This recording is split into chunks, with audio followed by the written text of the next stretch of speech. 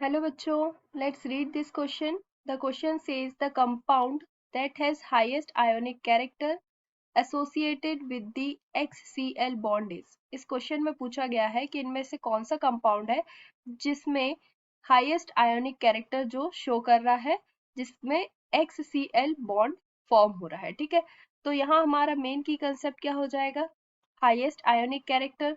तो हम यहाँ लिख लेंगे first here write the key concept of this question. Key concept, highest ionic character, highest ionic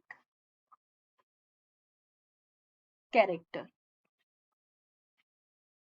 ठीक है, तो यहाँ पे हमें पता है कि जो पोलैरिटी है वो किस पे डिपेंड करती है, इलेक्ट्रोनेगेटिविटी डिफरेंस पे। ठीक है, तो पोलर कंपाउंड क्या होते हैं, polar compound in which difference in electronegativity, difference in electronegativity, electronegativity। ठीक है, तो यहाँ पे जितनी ज्यादा इलेक्ट्रोनेगेटिविटी होगी बिटवीन द टू एटम्स जो बॉन्ड बना रहे हैं, ठीक है, उतनी ही ज्यादा पोलैरिटी होगी, और जितनी ज्यादा पोलर कंपाउंड होंगे उतना ही उसमें आयोनिक कैरेक्टर इंक्रीज होगा। ठीक है, तो यहाँ पे as we know, more the electronegativity, more the electronegativity difference, electronegativity difference between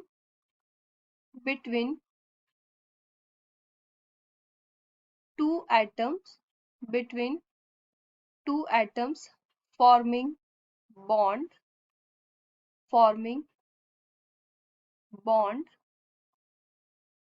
more the polarity, more the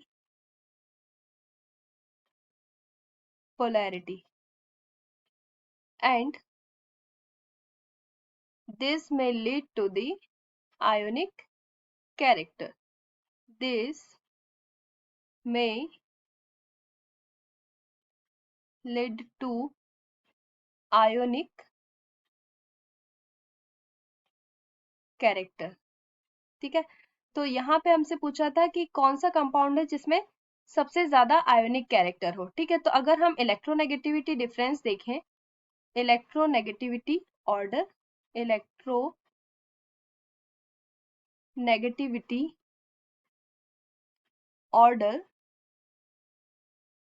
तो इलेक्ट्रोनेगेटिविटी डिफरेंस देखें तो सबसे ज्यादा सबसे कम इलेक्ट्रोनेगेटिविटी किसकी होगी, सिलिकॉन की, देन बोरोन की, देन फॉस्फोरस, देन कार्बन। ठीक है, तो सबसे ज्यादा इलेक्ट्रोनेगेटिव कौन सा एलिमेंट होता है, carbon, then phosphorus, then boron, और सबसे कम जो इलेक्ट्रोनेगेटिविटी होती है वो किसकी होती है, सिलिकॉन की होती है। ठीक है, तो silicon bond has more ionic character in silicon carbon, sorry silicon chlorine bond